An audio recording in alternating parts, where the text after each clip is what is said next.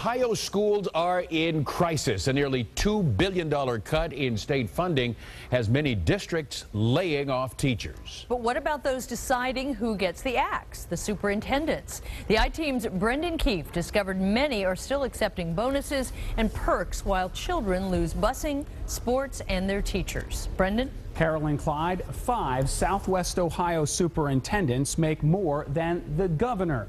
Cincinnati, Mason, where Kevin Bright makes $167,000 plus a full pension, retired from the same job. Winton Woods, Sycamore, and Indian Hill. Most of these superintendents don't pay Medicare taxes. None pay Social Security or, unlike teachers, 1 cent into their own retirement. Laid-off teachers line the halls of Princeton High School. They're here to teach a lesson, not to their students, but to their school board and superintendent walking by. When you cut numbers, you cut people. People with names and faces and families. I got to find out on my birthday this year. 8th grade reading instructor Paul Ebert is among the 65 Princeton teachers laid off this year. The district began eliminating 1 out of every 5 of its teachers last year, before Princeton Superintendent Gary Pack collected a $10,000 bonus and signed a new contract giving him perks like a $550 a month car allowance. I'm not mad about losing my job. I'm not. I'm mad about the fact that they're telling us they exhausted all means necessary and that this was the final option. And then they're writing contracts like this. Princeton City School District has never faced the financial crisis we are facing today. Last month, Dr. Pack announced reductions in busing. The taxpayers drive him to school, but some kids will have to walk. Preschool and gifted programs were cut in half. Preschool, even though it's recommended, it's not required. Gifted, even though we want to serve them, it's not part of the state budget. But what about his contract? The superintendent and board president refused our request for an interview, but said he won't take any reductions to his $140,000 a year salary, that $550 per month payment on his personal car, the $10,000 annuity the board pays, his $3,000 life insurance premiums annually, or his full medical benefits, including a $4,000 health care spending account. Both Dr. Pack and the board president say his $10,000 bonus this year is not out of the question. Well, I don't know how you take $10,000 for a district that's going downhill. The laid-off teachers have calculated their superintendent's total compensation at nearly $227,000 a year.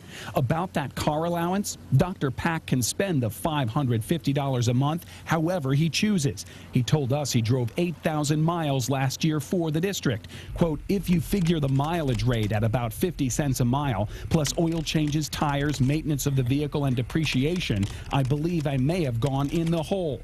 If he had taken the mileage reimbursement instead, Princeton taxpayers would have saved $2,600. Do you think, point blank, he should give back the car payment, he should defer the bonus and say, I'm not going to take it, just out of general principle? I think they need to cut a lot of things. And the last thing they need to worry about cutting right now is teachers. Leadership is when you make a sacrifice and you show the people of your district that you're making it.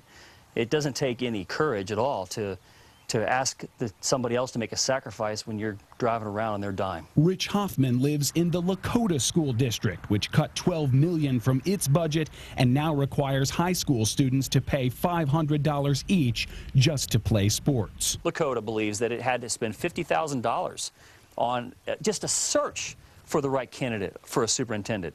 And again, what is a superintendent? What do they do that merits a $50,000 search? Lakota's headhunter reported 78% of community members support offering market-based compensation to attract the best candidate for the district's open superintendent position. They're wanting to pretend that superintendents are, corporate executives, and they're equal to, the bonuses that you might give an executive at a six-figure salary. Princeton's board president told us precisely that. A CEO of a company this size would make $400,000 or more a year. This is not a for-profit corporation. This is money that is funded by the taxpayers. Sharon Poe is a regular fixture at Mason school board meetings. I just feel like it's nothing more than greed and selfishness. They need to be paid a fair wage, but why should a superintendent make more than a governor, whereas Mason's superintendent makes more than any governor in the United States? That's true when you add to Dr. Kevin Bright's $167,000 annual salary an estimated $150,000 public pension after retiring as Mason's superintendent and getting rehired for the very same job just 2 days later. Nobody would allow you to do that. Only in government would you be allowed to do something like that. The double-dipping, rehire, retire situation is nothing more than a way for people to score a whopping pay raise legally. This superintendent is living very well off your dime, and you're struggling? Former Mason school board member Jennifer Miller was the only one to vote against Dr. Bright retiring on paper to double dip. All they have to do is go back to the taxpayer and say, oh, it's for the children. We need your money.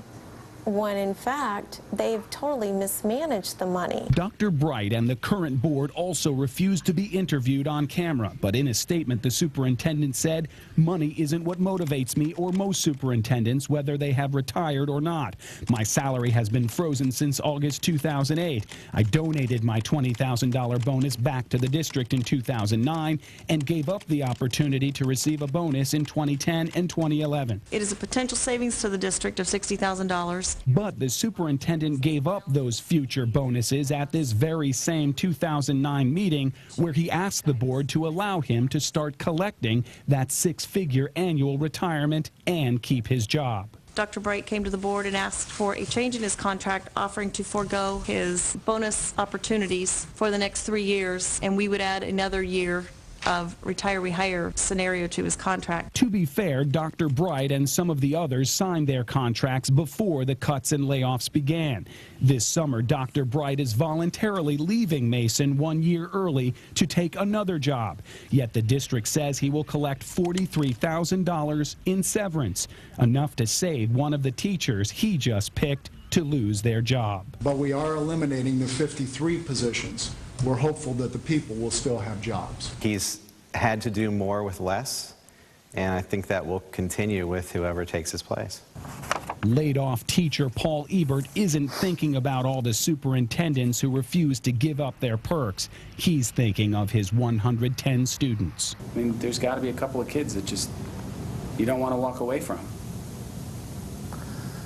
I wish it was just a couple kids.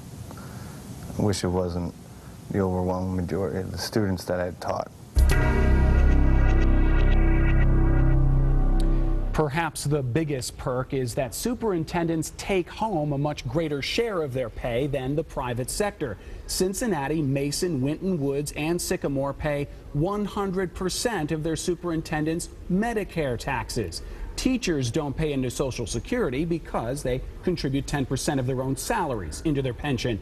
But superintendents don't pay Social Security or into their pension because school boards pick up both the employer and employee contributions on behalf of their top administrators. Guys?